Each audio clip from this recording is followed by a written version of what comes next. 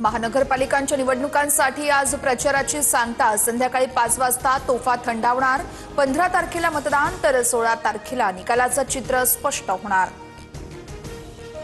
नागपुरात मुख्यमंत्री फडणवीसांची bike rally. विरोधक फक्त बोलबच्चन विकास करू शकत नाहीत, राज्यातील सर्व ठिकाणी महायुतीचीच सत्ता येणार, फडणवीसांना विश्वास।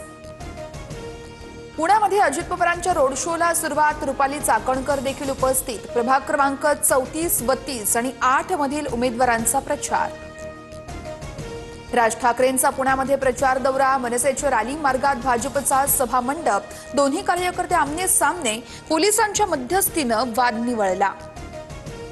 राज्य निवडणूक आयोगाची 4 वाजता पत्रकार परिषद। राज्यातील 12 जिल्हा परिषद आणि 125 पंचायत समित्यांसाठी निवडणुकांची घोषणा होणार असल्याची सूत्रांची माहिती।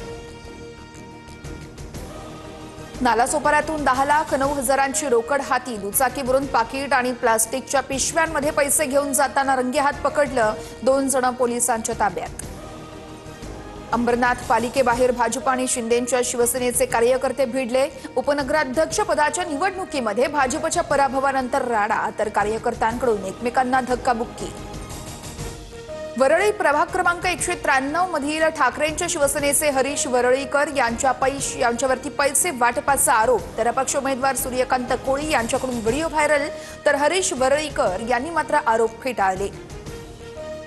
दुबार मतदारांना जागच्या जागी फोडणार म्हणजे फोडणार, काय कारवाई करायची ती करा।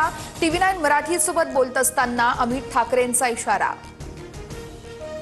ठाकरे बंधूंकडून मतदान केंद्रांबाहेर भगवा गार्ड तैनात केला जाणार। मतचोरी, दुबार मतदार, बोगस मतदान रोखण्यासाठी सतर्कता। 2000 पदाधिकाऱ्यांवर जबाबदारी देत विशेष प्रशिक्षण। मनसे सोडली तरी संतोष धुरींसोबत देशपांडेंची मैत्री कायम। मित्राच्या बर्थडे सेलिब्रेशन दरम्यान दोघंही एकत्र। राज ठाकरेंनी पक्ष उद्धव ठाकरेंना सरेंडर केला म्हणणाऱ्या धुरींसोबत देशपांडे उपस्थित। अपहरण करून मारणं, बोटं छाटणं हा दहशतवाद संपवायचा आहे। भाजप नेते अशोक चव्हाण यांचा आमदार चिखलीकर यांच्यावर निशाणा। अपहरण, मारहाण झालेल्या राष्ट्रवादीच्या जीवन घोगरे पाटील यांचीही भेट घेतली। भाजपचे माजी मंत्री दिलीप कांबळे यांची जीभ घसरली। प्रचार सभेत प्रशांत जगताप यांना शिवीगाळ। दिलीप कांबळेंच्या वक्तव्यानंतर काँग्रेसकडून नाराजी व्यक्त। जळगाव महापालिकेच्या निवडणुकीमध्ये पैसे वाटप करतानाचा व्हिडिओ व्हायरल। प्रभाग क्रमांक 11 मधील शिंदेंच्या शिवसेनेच्या कार्यकर्त्यांकडून पैसे वाटप केल्याचा आरोप, तर व्हिडिओबाबत अपक्ष उमेदवारांची जिल्हाधिकाऱ्यांकडे तक्रार।